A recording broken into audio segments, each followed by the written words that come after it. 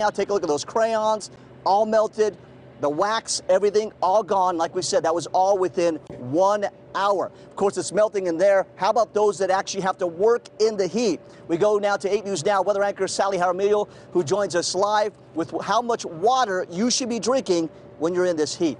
Sally, over to you.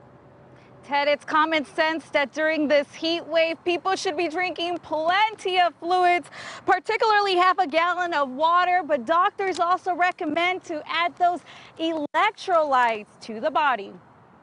Naturally, we try not to feel that way, but it's pretty unavoidable towards the end of the day. Anywhere from 8 to 10 hours we spend outside. The big thing is to tell people to really avoid dehydration. That means don't wait until you're thirsty to drink water. Do not forget your water bottle. So make sure if you're going to be active outdoors, you always carry your water bottle with you. But how much should the average person take with them in this heat? Typically, I recommend anywhere from 16 to 20 ounces, which is equivalent to one of these. With this excessive heat, avoiding dehydration is key. That is why you want to keep the signs of dehydration in mind. A rapid heart rate, people will oftentimes feel really dizzy. They'll feel really shaky, pale. Oftentimes, heat exhaustion and heat stroke occurs when the body is overwhelmed with too much heat.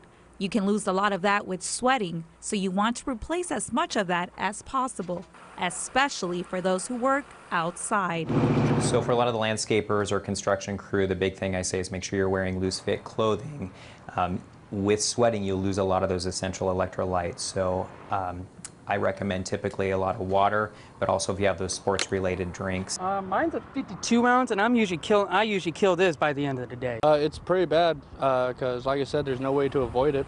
We're not in an AC environment. So you want to be drinking about 16 ounces of this. So Physician Ryan Parker says he recommends drinking at least 1 cup of water every 15 to 20 minutes, especially when you're outside. Is make sure you fill up a large container of water before you leave for the day, carry it with you, and just know by the end of that day you had better drink all of that to avoid the dehydration.